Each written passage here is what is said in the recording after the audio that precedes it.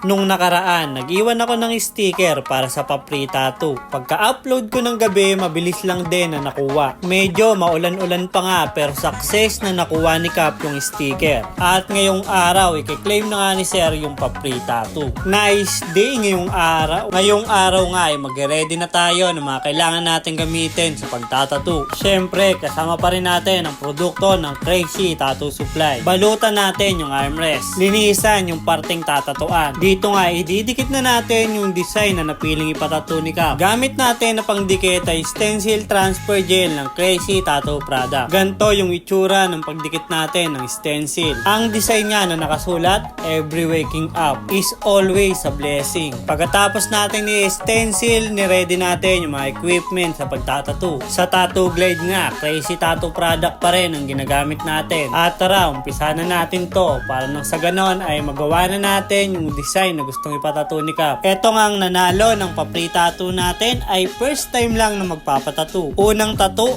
libre. Napakaswerte nga naman. Parang hindi nga first time na nagpapatattoo si Cap. Dahil parang hindi naman siya nasasaktan. Siguro, hindi naman talaga masakit na magpatattoo. Eto nga ang design na pinapatattoo ni Cap ay napaka-meaningful. Totoo naman, nakadagising pa lang natin ay napakalaking blessing na. Panibagong araw, panibagong pag-asa. At pwede pang mangyari yung mga bagay na iniisip natin. Kahit na kadalasan, ginagawa pa rin natin yung mga bagay na hindi naman talaga nating gusto. Dahil ayun naman talaga ang nararapat na gawin. Kung tutuusin, mas maganda naman talagang gawin yung mga bagay na hindi tayo madalas na komportable. Dahil ang katotohanan, ayun talaga ang mas makakabuti. Dahil kadalasan, yung mas komportable nating ginagawa araw-araw, yun pa ang hindi makakatulong sa atin. Dahil yung mga bagay na gusto nating mangyari, magagawa lang natin yon kapag pinutol na natin yung mga bagay na nakasanayan natin. At papalitan natin ng panibagong mga bagay na hindi natin nakasanayan. Kaya kung nagbabalak ka pa lang na magtattoo, hindi talaga yan komportable na gawin, lalo na kung hindi ka naman talaga magaling na mag-drawing. Pero pwede ka pa rin naman na maging mahusay sa pagtatattoo. Gaya ko, hindi rin naman ako magaling na mag-drawing. At kung nagtatry ka din na gumawa ng video, content o kahit na ano pang bagay gamit ang video, hindi yan komportable na gawin. Lalo na kung first time lang natin ginagawa yung isang bagay, hindi talaga komportable na gawin. Lalo na kung magkaparehas din tayo na hindi naman din talaga sanay sa mga camera, sa mga tao, at lalo na kapag first time lang natin ginagawa yung isang bagay. Gaya mo, gaya ng iba at kaparehas nga lang din ang lahat. Kapag hindi ka komportable sa naiisip mong gawin, baka iyon yung mga nararapat na gawin. Dahil ang mga nakasanayan ay masarap naman talagang gawin at komportable nang gawin. Walang masama doon at enjoy nga namang gawin. Pero kung gusto mo talaga na magamit yung blessing na pagising pa lang sa umaga, subukan mong labanan yung takot, yung hiya para magawa mo yung mga bagay talaga na gusto mong gawin. Kahit ano pa man yan, kung hindi ka komportable sa naiisip mo na gawin, baka ayun talaga yung nararapat mo na gawin. At eto na nga, tapos na tayo sa ginagawa nating tattoo. Eto nga ay nakuha ni Cap ng libre. Ang galing dahil ito nga ay first tattoo niya rin.